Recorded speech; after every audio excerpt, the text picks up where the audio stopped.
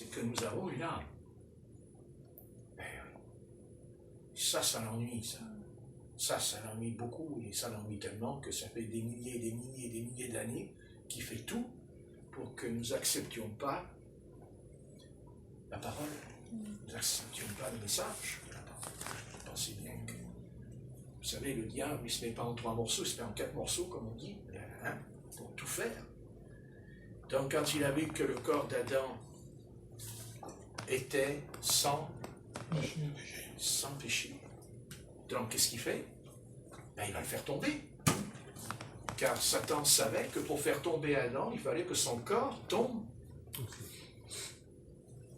Et comment? Ben, en le souillant. Par l'impureté. Par l'impureté.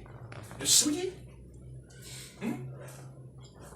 Si c'est pas ça, si vraiment on ne veut pas accepter que c'est ça, il faudrait qu'on nous réponde, répondons honnêtement devant Dieu. Et alors pourquoi le Seigneur Jésus est né par le Saint-Esprit? Pourquoi? Ben, il y a une raison. D'ailleurs, il est le seul qui est venu par le Saint-Esprit en tant que corps sans péché, je parle. Nous sommes nés aussi, mais nous sommes toujours pécheurs. Ah oui. Mais on n'aime plus le péché comme avant. On n'aime plus le péché.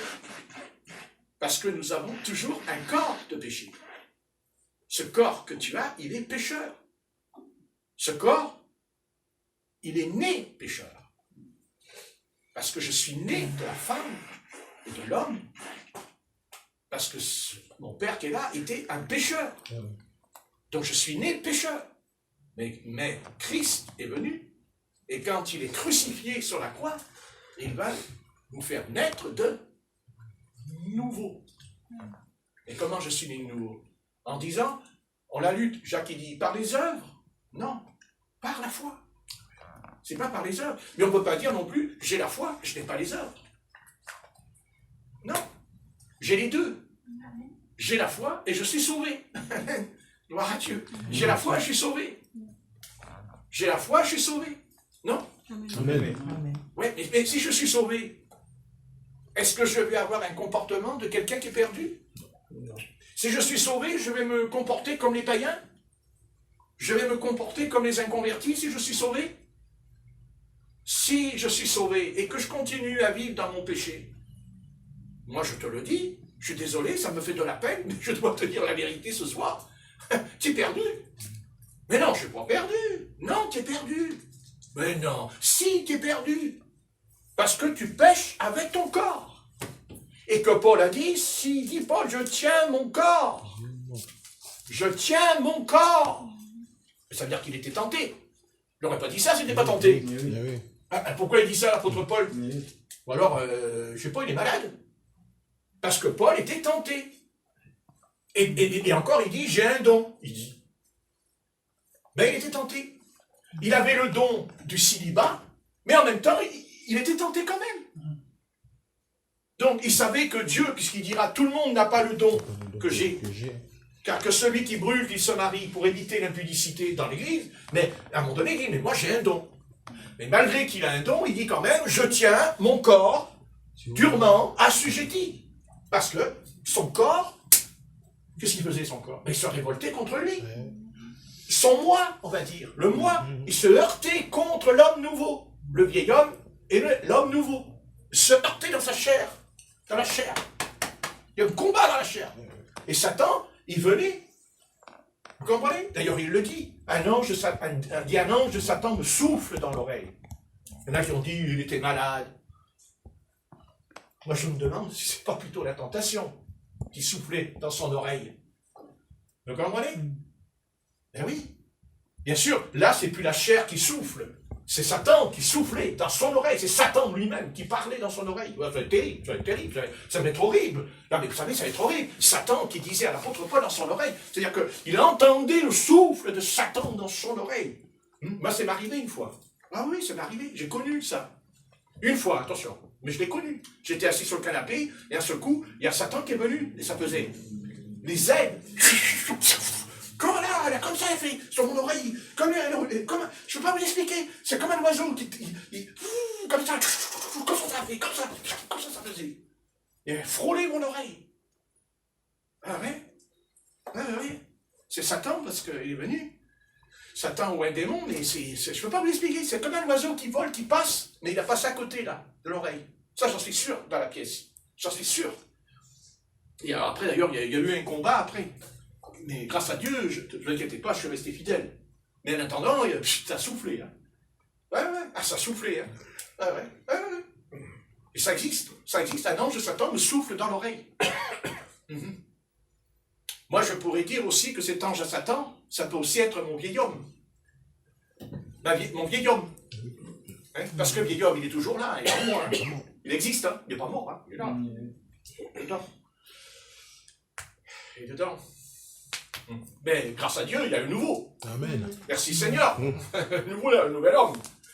Et ça dépendra de ma décision. Parce que vous voyez, il y a en nous deux natures maintenant. Il y a l'ancienne et la nouvelle nature. Et je vous le dis, et c'est pour ça que je suis contre la Pentecôte. Je suis contre les pentecôtistes parce qu'ils voient les démons partout. Pour eux, c'est les démons quand on tombe, c'est les démons quand on est attaqué, c'est toujours les démons. Mais c'est pas vrai, pas toujours. C'est mon vieil homme, c'est mon ancienne nature qui est là. Oui. Mais il y a la nouvelle, et Dieu dit, je permets cela. Tu permets? Pourquoi tu permets, Seigneur? Ça va, je n'étais pas obligé de permettre ça, après tout comme ça. Moi, je suis sérieux. Eh non, je permets. Et pourquoi? Parce que je veux que tu apprennes à te responsabiliser. Je veux que tu sois responsable de tes actes. Parce que l'homme fuit sa responsabilité aux choses de Dieu. Et Dieu, même s'il nous a prédestinés, et il nous a, heureusement pour nous, d'ailleurs, heureusement pour nous, parce qu'il n'y aurait personne de sauvé sur la terre, si on n'était pas prédestiné. Ah oui, parce que notre nature, je vous le dis, elle est dans le péché, elle est née. Bon, il y a la prédestination. Mais dans la prédestination, Dieu, il dira non, Patrick. Non, Patrick. Tu vas choisir. Qu'est-ce que tu veux vraiment? Et à un moment donné, j'ai un choix. Ah oui. Et Paul a eu un choix. Je tiens durement mon corps. Il n'a pas dit le Seigneur. Il n'a pas dit l'Esprit. Il a dit je, pronom personnel. On est d'accord? Pronom personnel, je tiens mon corps. Ça veut dire que Paul, c'est lui qui a pris la décision de ne pas obéir à cette voix qui soufflait dans son oreille. Il n'a pas obéi. Et c'est valable pour nous ce soir. Amen. C'est valable pour chacun d'entre nous. Dieu nous a donné un corps. Ce corps, de toute façon, il va aller dans la poussière. Et même si vous allez dans les cimetières et que vous avez les tombes de la commune, mais dedans, il y a quand même le mort, mais vous pouvez aussi aller devant des tombes qui existent depuis des milliers, oui, des centaines et des centaines de siècles. Oui, à Saint-Pierre, là-bas, il y a des tombes depuis des siècles qui sont magnifiques. Mais le mort qui est dedans, il ne revient pas. Hein. Le corps, il ne revient pas, le corps. Hein. Il reste là, même si le tombeau, il est là depuis 200, 300, 400 ans. Mais le mort, lui, il ne vient pas. Parce que c'est fini. Parce que c'est terminé. Parce que la Bible dit qu'il est réservé à l'homme de vivre une fois, et c'est tout. Et qu'après vient le jugement, il vient la mort. C'est fini, on ne revient pas. On ne revient pas. On ne revient pas. On ne revient jamais. En tout cas, pas dans ce corps. Pas celui-là. Pas celui-là. Et pour les inconvertis, qu'est-ce qu'ils reçoivent? Ils reçoivent aussi un corps nouveau? Ah non. Non, ils n'ont pas un corps... Non. Ils gardent l'ancien? Non, quand les morts vont ressusciter, ils ne reçoivent pas un nouveau corps. Non. Ceux qui sont perdus, je veux dire. Ceux qui sont perdus, ils ne reçoivent pas un nouveau corps. Pas du tout. Ils ont un corps de perdition. Ils ont un corps perdu. Il est perdu. C'est la perdition. Ah oui, il n'est pas incorruptible. Les morts qui vont ressusciter, même après le règne imminent, ils n'ont pas un corps incorruptible. Nous allons avoir un corps incorruptible. C'est pas pareil. C'est différent. Nous aurons un corps incorruptible. Non, jamais. Voilà. Parce que dans la Bible, il y a des gens qui sont morts comme Lazare et qui ressuscités. Mais ils n'avaient pas un corps incorruptible. Ce que je sache, Lazare. Et pourtant, il ressuscite des morts. Oui ou non? Oui. Ah, d'accord. Mais il n'a pas un corps incorruptible. Parce qu'il mourra. Il mourra. Et eux aussi, ils mourront. Voilà. Peut-être, je peux me tromper, peut-être que Dieu leur donnera une seconde chance. On verra. Peut-être que Dieu leur donne une seconde chance. Alléluia. Voilà. Comme à nous, il nous l'a donné ce soir. Amen. Mais nous, on l'a saisi. C'est un mot, je ne parle pas de la chance, que c'est pas le hasard. La chance, c'est le hasard, bien sûr. Mais nous, on n'est pas dans le hasard. Mais on peut dire, oui, on a eu une chance dans notre vie. La chance, ça veut dire que quand t'arrive quelque chose de merveilleux. Donc, voilà, nous avons saisi cette chance. Nous l'avons saisi, nous avons dit, oui, bon, maintenant, je peux m'étendre plus profondément. Je sais qu'il y a la prédestination, qu'il y a la préélection, je connais tout ça. Mais je ne tombe pas dans le piège que Satan voudrait me faire tomber, qui consisterait à dire, puisque je suis prédestiné, je n'ai plus rien à foutre. Je ne fais plus rien. Voilà, je ne fais plus rien, je me mets comme ça, je dis, oh, je suis prédestiné. Alors, si je suis prédestiné, écoute, on verra, hein. Non, c'est pas ça. Hein. C'est pas ça, bien-aimé. C'est pas ça. Tu as un choix à faire. Ce choix t'appartient. Et je te donne un conseil. Au mieux arrêter tout de suite, et rapidement, pas demain, tout de suite, avec le péché. Au mieux arrêter tout de suite. Amen. Parce que ce que tu ne sais pas encore, ou tu le sais mais tu n'es pas conscient, c'est que Dieu peut te reprendre tout à l'heure. Il peut te reprendre dans 5 minutes. Pourquoi? Parce que Dieu dit, ton corps, il tombe par terre, il meurt, et ton âme, elle s'en va. Et rien ne dit que nous sommes à l'abri pour tout à l'heure. Tu n'en sais rien. Peut-être, il peut y avoir un d'un milieu de nous, on ne sait pas, tout à l'heure, il peut s'en aller. Après que j'ai, même moi-même. Ça peut être ma dernière prédication. Oui. Ça peut être les derniers mots que je donne ici, devant Dieu, ce soir. Ça fait peur. Moi, je ne fais pas peur, moi. Moi, j'ai pas peur. J'ai pas peur, je suis prêt. Tous les jours, je me prépare. De toute façon, tous les jours. Moi, tous les matins, quand je me réveille, écoute, Seigneur, ok, si c'est l'heure, c'est l'heure. C'est comme ça. Je ne peux pas jouer avec ça, on ne joue pas avec ça. On joue pas avec, on ne joue pas avec ça. On ne joue pas. D'abord, on ne joue pas avec son âme, déjà pour commencer. On ne joue plus. On ne joue plus. C'est très clair. Maintenant, Dieu peut nous garder en vie. Bien sûr, il a le droit. Il a le droit de me reprendre. Il fait ce qu'il veut. Amen. Non? Amen. Il fait ce qu'il veut. Mais, est-ce que je suis prêt? Est-ce que je suis prêt? Est-ce que je suis prêt? C'est-à-dire, au moment où ça arrivera, je vais basculer de l'autre côté, ce qu'on appelle le monde invisible, puisque notre corps nous a été donné pour vivre dans le monde visible. Notre corps, c'est pour le monde visible. Amen. Hein? Corps terrestre, corps céleste. Amen. Le corps céleste, c'est pas le monde visible, c'est le monde invisible. Donc Dieu nous a donné un corps terrestre. Parce que le monde est visible, c'est visible. On marche avec, on boit avec, on se déplace avec. N'est-ce pas? On va même au popo, là, avec. C'est ce que tu vas faire, c'est ça, d'accord. Ok. Donc, voilà. Non, mais c'est rigolo, mais c'est vrai. Vous savez, des fois, c'est des mots, mais c'est la réalité. Non, mais il faut faire attention. Il faut faire attention. Mais, non, mais écoutez, faites attention, parce que Dieu peut vous reprendre tout à l'heure. Et ne dites pas, non, ça n'arrivera pas. Non, vous vous trompez. De toute façon, l'humanité se trompe tout le long de ça. Et je ne me laisserai pas endormir par ça. Parce que je sais que, ce soir, je reviens là-dessus, hein, dormir. Mais je sais aussi Satan qui peut aussi vouloir m'endormir dans ce domaine. Non, je suis en alerte. Je suis en alerte. Amen. Des fois, je marche dans la rue, je me dis, mais attends, je suis dans la rue, mais peut-être que je vais tomber par terre dans la rue. Hein. Oui. C'est fini, l'Esprit de Dieu, il dit, c'est bon, tu t'en vas, tu décolles. Ça prévient pas, hein. Oui. Excusez-moi, hein. On n'a pas un réveil dans la poche qui sonne, allez, tu vas mourir. Marquez, le réveil, on le laisse à la maison, hein. On n'en met pas quand on fait des courses. Parce que si on y a le réveil qui sonne, hein, il y a le réveil qui se met à sonner d'un coup. Donc le problème, c'est que ce réveil qui sonne, c'est pas nous qui l'avons mis à l'heure. C'est Dieu qui a mis le réveil à l'heure. Parce que on ne connaît ni le jour et ni l'heure. D'ailleurs, même pour l'enlèvement. On ne connaît, c'est curieux, même pour l'enlèvement. Parce que Dieu nous a donné un corps pour vivre sur la terre. Mais Dieu, il dit, tu vas t'en aller, tu sais pas quand, mais il te dit aussi que tu peux aussi être enlevé. La seule différence, c'est que quand on sera enlevé, notre corps ne tombera pas par terre. Parce qu'ils vont avoir du boulot, hein, les enterrements. Et non, ils vont ramasser les gars par terre, dans le parc, partout. Hein, ça, les chrétiens, quand ils s'en vont, en un clin d'œil, ton corps, non, il n'est pas dit que ton corps il meurt, il est changé. En un clin d'œil, ça c'est un miracle, ça. C'est un miracle. Vous vous rendez compte? On est les seuls, on n'aura pas d'enterrement. Puis ça arrive.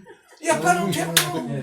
Oh là là, les pompes funèbres, elles vont perdre beaucoup d'argent avec nous. Hein? Il doit prier pour qu'il n'y ait pas d'enlèvement. Dieu fait qu'il n'y ait pas d'enlèvement. Oh là là, ça coûte cher. Hein? Ça rapporte. Hein? C'est bien, ça rapporte. C'est intéressant qu'on meure. Hein? Quand vous marchez dans la rue, un jour, s'il y a quelqu'un qui travaille dans les pompes funèbres, il vous regarde et dit, alors, il meurt quand, lui? Ah, ça m'a rapporté 1 000 euros, 2 000, 3 000, 4 000 euros. Ah, hein? Et puis attends, il n'y a pas que ça, il y a la boîte aussi. Alors, il y a des boîtes en chêne, des boîtes en pain. Voilà, alors il y a du bois qui est simple, alors là, c'est 300 euros. Après, quand tu mets du pain, c'est 1 000 euros. Et après, quand tu mets, alors là, quand tu mets le bois, voilà. Alors, que si toutes les forêts elles brûlent, je ne sais pas comment on va faire pour faire des cercueils. Je me pose la question depuis un moment déjà. Bah oui, s'il n'y a plus de forêt qui brûle, on va faire des cercueils. On fera des cercueils en plastique, c'est pas grave. On fera des plastiques. En bronze. Ça sera moins cher. Les bouteilles recyclées. Eh oui.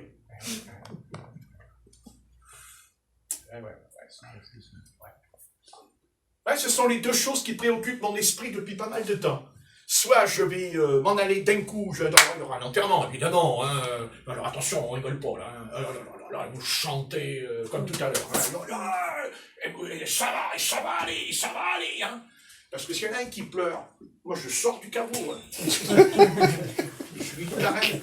Non, mais tu t'arrêtes parce que si tu savais, là où je suis, hein, ça ne pleure pas. Hein. Oui. C'est extraordinaire, il n'y a pas de mots, ça ne sert à rien. Hein. Et de toute façon, ne pleure pas parce que de toute façon, tu vas me rejoindre un jour. Hein. Je t'ai devancé, mais tu t'inquiètes pas, ton tour viendra. Hein. Ne te fais pas des-illusions. Hein. Ton tour, il viendra. Hein, c'est le Tour de France, vous savez, le vélo. Vous connaissez les vélos Tour de France? Hein? Bah, qu'est-ce qu'il y a? Bah, il y en a un qui court, il y en a un qui revient, il y en a un qui revient, il y en a un qui court, il y en a un qui revient, il y en a un qui court. Bon, il y en a un qui arrive en premier. Maillot jaune. En premier. Mais enfin, les autres, il y a derrière, ils arrivent aussi. Donc, nous arriverons tous à l'arrivée. La question, c'est est-ce que je suis prêt? Est-ce que je suis prêt? Est-ce que mon âme est prête? Est-ce que ma conscience est prête? Est-ce que mon état d'esprit, mon esprit est prêt dedans? Parce qu'il ne faut pas dire je suis prêt. C'est un état d'esprit dedans. C'est tout un concession. Je ne peux pas expliquer, c'est dans l'esprit. C'est dans l'esprit. Mais de toute façon, c'est la réalité. Et bien sûr, les hommes, ils veulent fuir la réalité. Ils ont peur. De toute façon, l'humanité a toujours peur de la réalité. Toujours peur. C'est pour ça qu'on fait des cinémas. Pourquoi on fait des films? Un film, c'est pas la réalité. Non.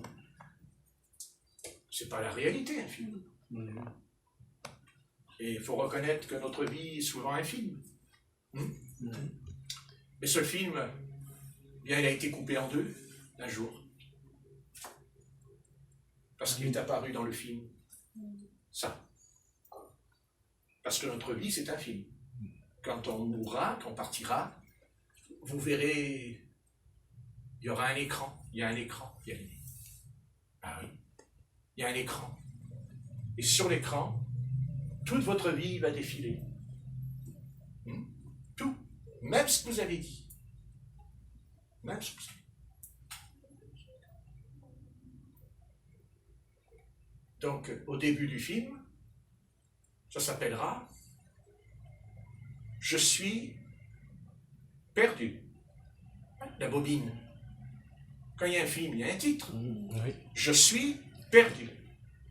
Donc le film va se dérouler. Patrick, je le verrai, mon Patrick. Quand je volais, je me verrai voler même. Ce que j'ai fait, je vais le voir.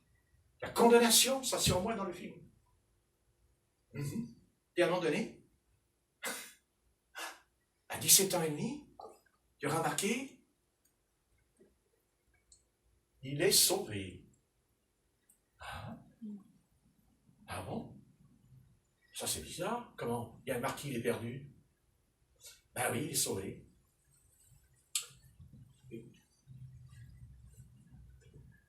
Pourquoi je suis sauvé? Parce que je me suis mis à genoux dans ma chambre. Et parce que je me suis repenti. Et parce que j'ai dit au Seigneur ce que j'ai fait. En pleurant. Pendant plusieurs mois. En me repentant de ce que j'ai fait à son égard. Oui. Bon, très bien. C'est bien. Tu t'es repenti. C'est bien. Ça suffit pour que je sois sauvé? Non. Ah bon? Non.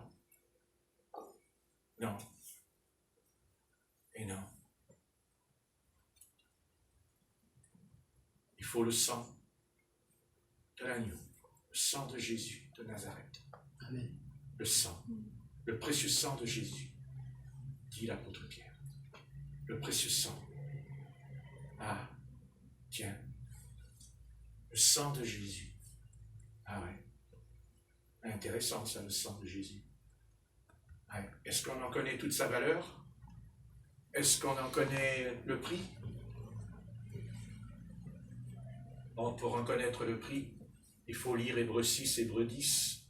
Vous savez ce qui est écrit, après avoir été éclairé, n'est-ce pas? Après avoir connu la grâce. Non? Vous connaissez? Après avoir coulé le sang. Qu'est-ce qui est écrit? Il n'y a plus de... Il n'y a plus. Salut?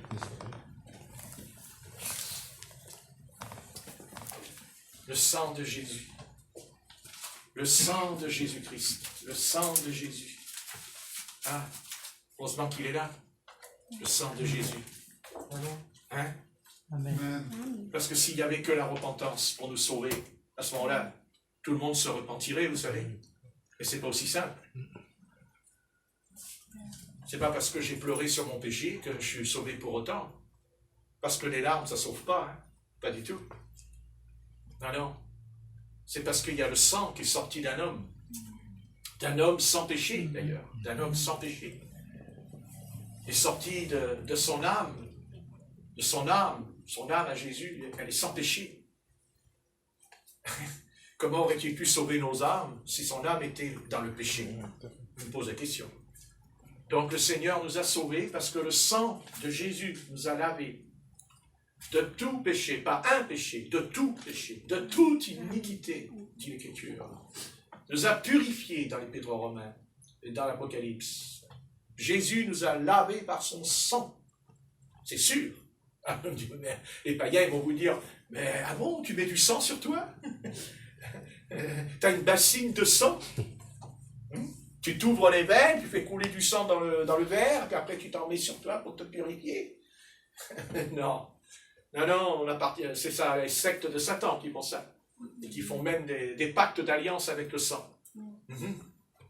Non, le sang de Jésus, tu vois mon ami, c'est le Saint-Esprit. Amen. Amen. Saint-Esprit. Saint-Esprit, c'est le sang de Jésus-Christ. Eh oui, le Saint-Esprit, c'est le sang de Jésus. Ben oui. Ben, je ne vois pas comment je peux être purifié autrement, puisque, attendez, si les gouttes de sang qui ont coulé sur la croix qui me purifient, il ne va pas pouvoir purifier toute l'humanité, hein, le sang. Il n'y a que 7 litres. Hein, alors, je ne sais pas comment le Seigneur il peut me purifier tous les hommes avec 7 litres de sang. Mais non, ne vous inquiétez pas, bien aimés. C'est le sang de Jésus, c'est le Saint-Esprit. C'est le Saint-Esprit qui est descendu à la Pentecôte. Parce qu'il n'y a que ça qui pouvait pardonner, effacer le péché d'Israël. Le péché d'Israël. Parce que le péché d'Israël, ce n'est pas uniquement le péché de Salomon, ce n'est pas seulement le péché de David. Le péché d'Israël, c'est quand ils ont dit à Pilate, crucifie-le. Ça, c'est le péché d'Israël, le vrai péché d'Israël. C'est toujours son péché d'ailleurs. Même si, aujourd'hui, je sais, il y a la diaspora, il y a la loi. Je sais, ils vont à la synagogue. Je sais, je les connais. Ils mettent une robe blanche sous la chemise, ils me l'ont montré. Ils me disent, regarde. Ils me disaient, regarde, je suis purifié. Ah ben, j'ai dit, si c'est un morceau de tissu me purifie, je lui ai dit, tu peux pas m'en donner un morceau? J'ai dit, un morceau. Ah, tu peux pas, t'as pas le droit. Ah ben, je suis content que j'ai pas le droit, parce que de toute façon, ça ne fera pas grand-chose, mon ami. Mais par contre, j'ai dit, moi j'ai le sang de Jésus. Oh! Oh, le sang de Jésus, dit, arrête, c'est sorcier. Je dis, oh, c'est un sorcier qui me... C'est un sorcier qui me sauve, c'est un très bon sorcier, j'ai dit. C'est un bon sorcier. Je ne savais pas que les sorciers, ils sauvaient les âmes. C'est tout le contraire. Enfin bon, de toute façon. Mais c'est ça le péché d'Israël. Ça, et ce qu'elle a fait dans le magasin devant moi, c'est ce qu'ils ont fait ses pères. Et je lui ai dit. Hein, que le sang de nos pères retombe sur nos enfants. Ben, il l'a fait dans le magasin. Et il s'étonne après qu'ils ont eu un gars comme Hitler sur la figure. Ouais. Ben ouais, mais oui, mais je suis désolé, ils l'ont cherché. Ils sont responsables. Comme je dis tout à l'heure, je suis responsable aussi. Donc ils ont cherché, ils ont trouvé. Et ils continuent. Jusqu'à ce qu'ils mordent la poussière. Parce que la poussière, ils vont la mordre. Parce qu'ils croient qu'ils vont s'en sortir encore. Parce qu'aujourd'hui, ils pensent qu'ils vont gagner. Mais la Bible, qu'ils ne vont pas gagner. La Bible dit que 144 000, c'est pas beaucoup.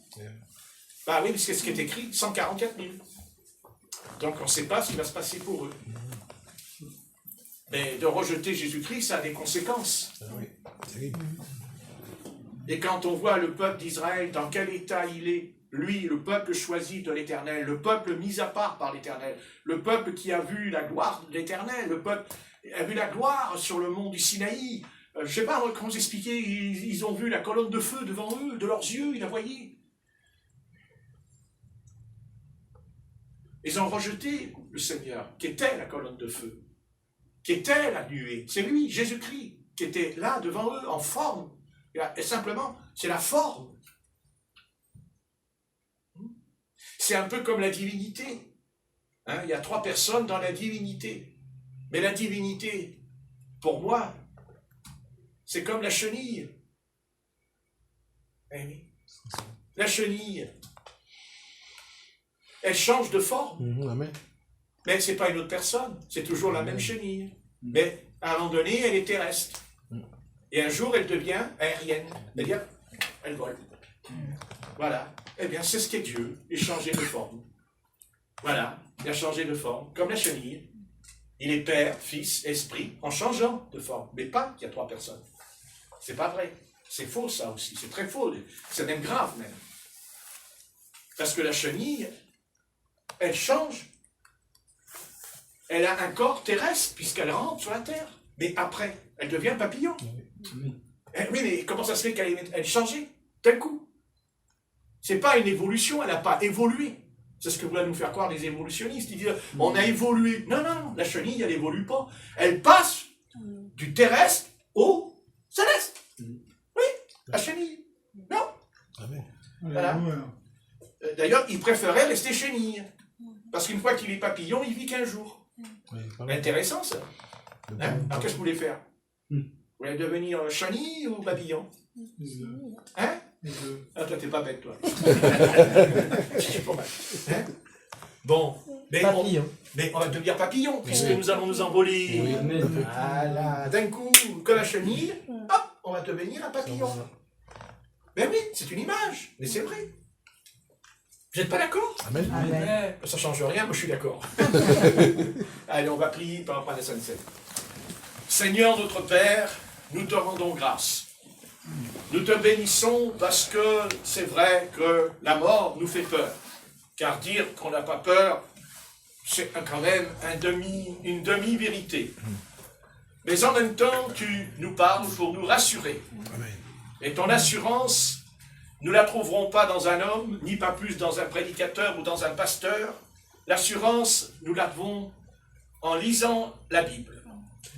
Parce que la Bible nous enseigne, parce que la Bible nous éclaire, car la parole ne nous enseigne pas seulement, mais elle nous éclaire. Amen. Elle nous éclaire, elle a ce pouvoir de nous faire apprendre et connaître ce qu'on ne sait pas. Car c'est vrai que l'adversaire fait tout pour que nous puissions rester dans l'ignorance, dans le domaine des cieux. Tout ce qui touche à notre âme, à notre salut, l'adversaire nous tiendra dans l'ignorance. Par contre, pour ce qui est de son royaume, ça, il n'y a pas de souci. Il nous fera manger de l'arbre de la connaissance du bien et du mal. Mais, Seigneur, nous, on sait très bien que maintenant, on se nourrit, ça c'est sûr, de l'arbre de la vie. Et cet arbre de vie, c'est Jésus-Christ. Amen. Amen. C'est Jésus de Nazareth. Même si on ne le voit pas, bien que lui, il nous voit, mais il est assis à la droite du Père Céleste. Il est assis en tant que corps. Le corps est assis parce que Jésus-Christ, qui est la parole, a reçu un corps. Il est dit, tisse-moi un corps, envoie-moi. La Bible dit, la parole a été chair, homme. Jésus-Christ a un corps. Le corps de Jésus-Christ est un corps sans péché. C'est un corps ressuscité. Et ce corps-là, car il est le premier-né de la nouvelle création, mais il est aussi le premier-né qui est ressuscité d'entre les morts. Jésus-Christ, il tient la clé, parce qu'il n'y a pas seulement la mort, il y a le séjour des morts, le Hadès, le Sheol, qui est coupé en deux, le haut et le bas, séparés par un abîme. Et cet abîme, c'est le péché. C'est le péché. C'est pour ça que Christ est venu, afin de nous faire passer de la mort à la vie, des ténèbres à la lumière. Nous avons traversé cet abîme. Nous l'avons traversé parce que Christ est venu en nous. C'est un miracle. C'est le miracle de la conversion.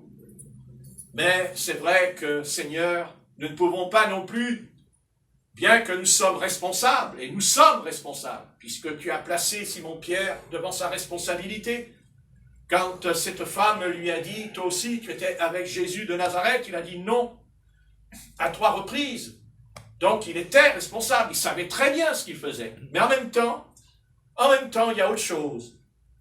Il était responsable, mais il y avait une force surnaturelle qui, Seigneur, ne pouvait pas, il ne pouvait pas, c'était trop fort. Et cette force, elle a un nom, Satan. Satan. Car le Christ lui a dit, Satan t'a réclamé pour te cribler, comme du froment.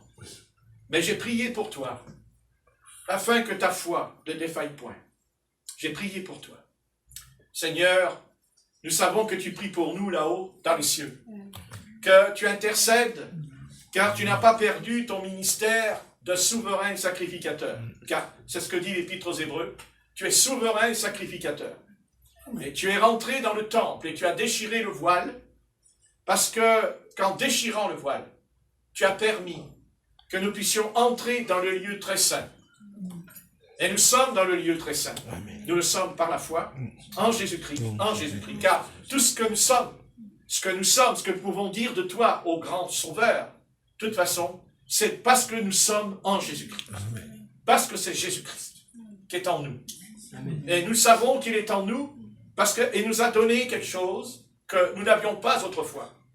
La prière. La prière.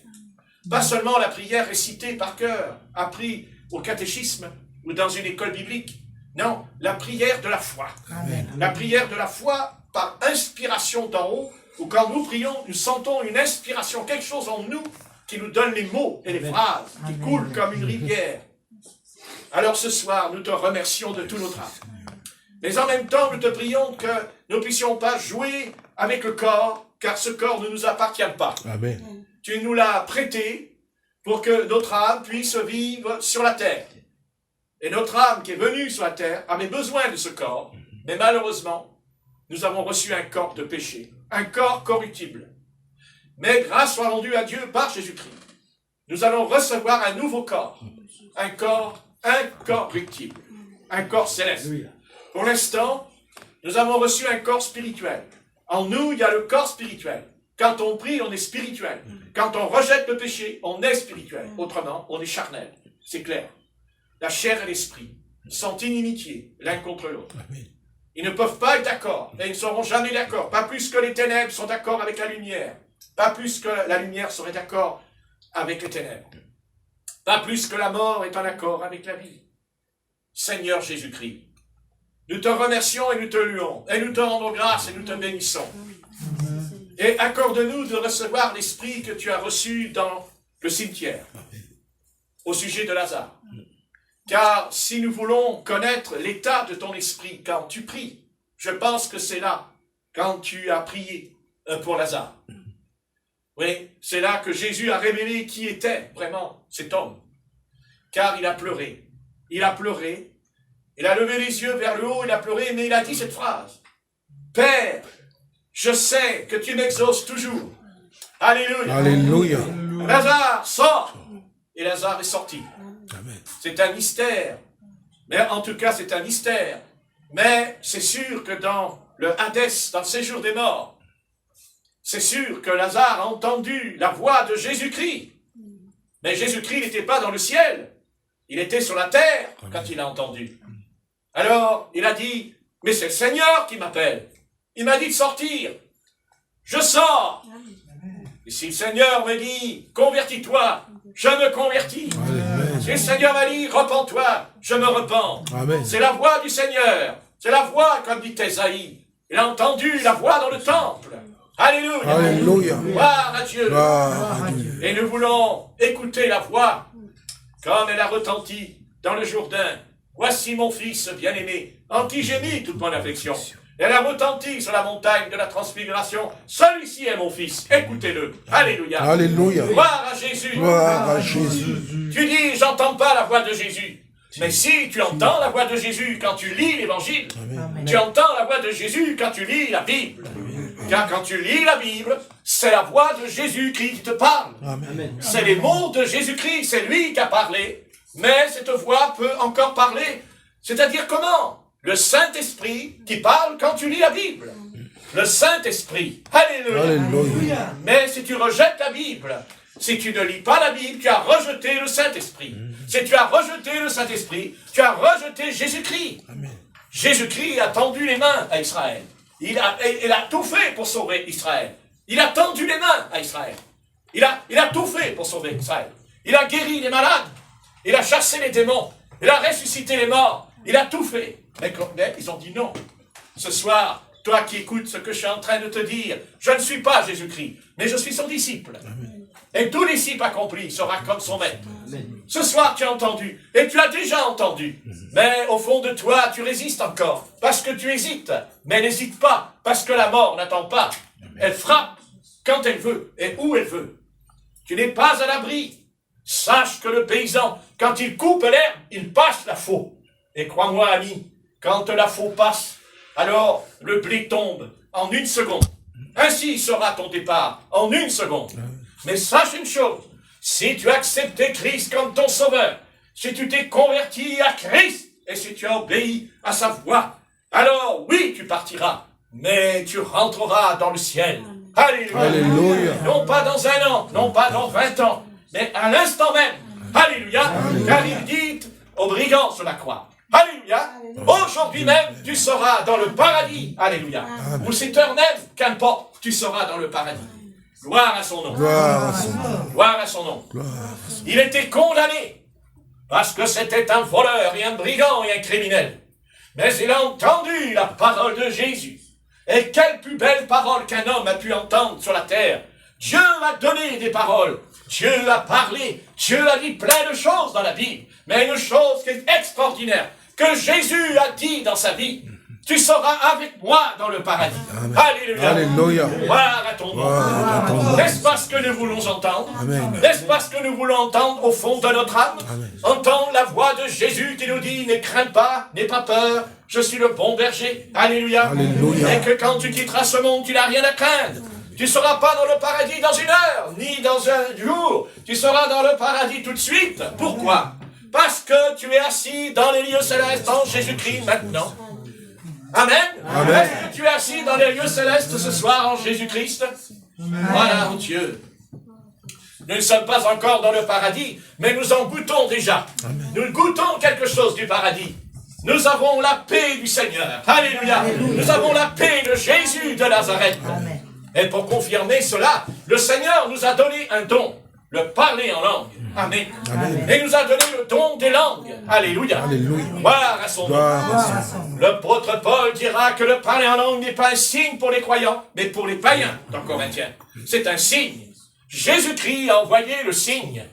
Tu ne veux pas croire que Jésus-Christ est vivant, tant mieux. Tu ne veux pas croire que le sang de Jésus purifie de tout péché. D'accord, tu peux faire tout ce que tu veux.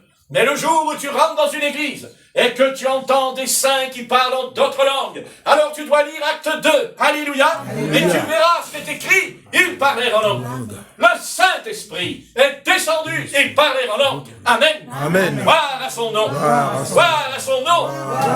Gloire à Jésus de Nazareth. Alléluia. Gloire à Jésus. Amen. Au nom de Jésus-Christ. Puissance des ténèbres au nom de Christ.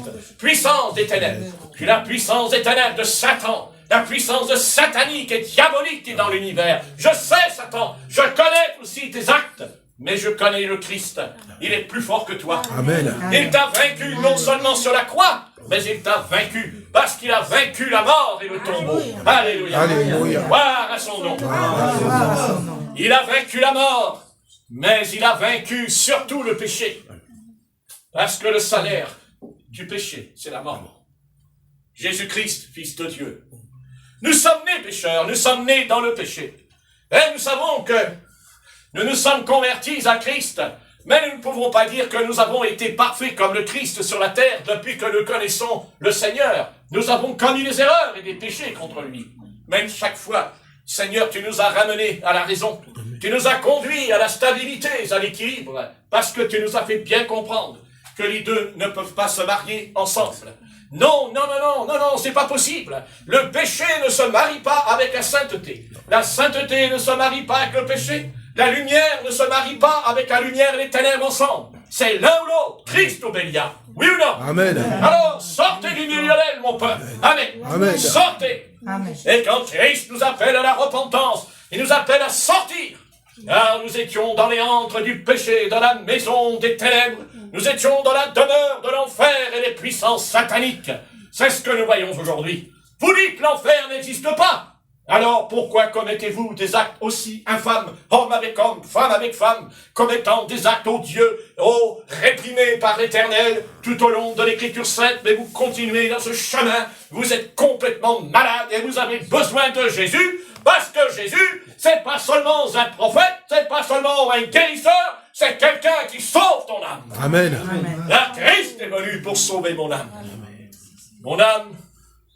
Mon âme dit, je loue l'Éternel, dira David. Et notre âme loue l'Éternel. À lui soit toute la gloire. À lui soit toute la louange. Et si nous avons péché, contre lui. Mais nous avons, Seigneur, quelqu'un qui nous pardonne. Mais le Christ nous pardonne. Mais il efface la transgression. Et il enlève la condamnation et la culpabilité. Parce qu'il est le Christ. Un Christ vivant et ressuscité des morts. Mais si on le rejette, si on lui tourne le dos, alors c'est fini. Parce qu'en dehors de Christ, il n'y a aucune autre perche qui peut me sauver. Il n'y a rien en dehors de Christ. Il n'y a personne, ni Élie, ni Moïse, ni David, ni Élisée. Non, aucun saint dans la Bible peut me sauver. Il n'y a que Jésus-Christ. Parce qu'il est le Christ, le Fils du Dieu vivant. Et à quel autre irions-nous qu'à lui? Parce qu'il a les paroles de la vie éternelle. Alléluia. Maintenant, nous allons prendre le pain. Nous allons prendre le pain et nous allons boire le vin. Seigneur, le corps et le sang du Seigneur. Nous allons le boire. Ce n'est pas notre corps physique qui va être nourri, mais c'est notre corps spirituel qui va être fortifié. En cet instant, nous allons prendre par la foi, en étant bien dans la foi. Parce que, Seigneur, ce que tu aimes en nous, c'est la foi. Amen. Tu l'as dit à Abraham, tu l'as dit à beaucoup. Hébreux 11, c'est par la foi. Alléluia. Alléluia. C'est par la foi qu'ils vainquirent des royaumes. C'est par la foi. Et Et c'est par la foi que nous mangeons ce pain. C'est par la foi que nous buvons ce vin. Exactement comme les saints qui l'ont fait au travers de l'histoire de l'Église depuis ce soir. Et oui, nous sommes parvenus à la fin des temps. Nous sommes dans les derniers jours. Mais ce que nos pères dans l'Église ont fait au départ, eh bien nous le faisons ce soir. Amen. En mangeant ce pain et en buvant ce vin. Voici ce vin qui est mon sang, ce pain qui est mon corps. Alléluia. Alléluia. Et celui qui mangera ce pain et qui boira ce vin aura la vie en lui-même. Mais il faut faire cela en ayant le don de discernement. Amen. Amen. Il dit discerner Amen. la mort, car quand on mange le pain, quand on boit le vin, c'est la mémoire, c'est un mémorial. Où nous rappelons que Christ a été crucifié sur la croix du Calvaire. C'est pour cela que nous mangeons ce pain et que nous buvons ce vin, parce que ça représente le sang et le corps de Christ. C'est vrai, ce sont des aliments terrestres, c'est vrai, mais en même temps, c'est par la foi que nous le faisons, Amen. afin que ce soir, en rentrant chez nous, nous soyons fortifiés, Amen. nous soyons renouvelés. Alléluia. Mais une fois que nous avons mangé ce pain, une fois qu'on a mangé ce pain, et que nous avons bu ce vin qui est ton sang, Jésus, il ne faut pas après aller dans le péché. Il ne faut pas transgresser. Il faut marcher dans la sainteté. Alléluia. Alléluia. Marcher dans la sainteté. Amen. Gloire à Dieu. Gloire à Dieu. Alors nous serons les enfants d'Abraham. Nous serons les enfants d'Abraham. Si nous obéissons, nous sommes les enfants d'Abraham. Parce qu'Abraham a eu la foi. Et nous avons la foi comme Abraham. Amen. Nous croyons comme Abraham. Et parce que nous croyons, nous sommes amis de Dieu. Alléluia. Nous Alléluia. sommes ses amis, pas seulement ses enfants, mais ses amis. Amen. Il est à côté de nous. Et ne perdez jamais courage. Dieu dit à Josué, prends courage. Prends courage. Ne va ni à gauche, ni à droite. Garde ma parole. Amen. Amen. Et prends courage. Paul dira, sois courageux à Timothée. Sois courageux. Affronte les dilemmes, les problèmes. Affronte-les. Non pas la tête dans la poussière. Non pas la tête courbée. Non pas les chines courbées. Mais relève la tête. Amen. Et regarde à ton Jésus-Christ. Et sois fier d'appartenir à Jésus-Christ. Sois fier parfaitement. Tu es fier. Parce que quand tu marches dans la rue, tu portes le vêtement du roi. Amen. Tu portes le vêtement de la royauté. Parce que tu es citoyen, concitoyen du royaume des cieux. Alléluia. Alléluia. Et quand tu marches dans la rue, sache que Satan et les ténèbres te regardent dans la rue et ils voient ton vêtement blanc. Amen. Amen. Ils voient le vêtement. Ton corps est lumineux ce soir. Oui, ton corps est lumineux. Amen. Mais si tu pèches, alors il y a une ombre noire qui vient sur toi. Une ombre qui couvre ton corps et ton esprit est troublé. Mais si tu es dans la lumière, tu ne seras plus troublé parce que tu as reçu la lumière de la vie. Alléluia. Alléluia. Amen. Gloire au Seigneur. Gloire à l'Éternel. Amen. Gloire à Dieu. Eh bien, si quelqu'un veut prier, qu'il se sente libre de le faire. N'est-ce pas? Et je vais préparer le pain.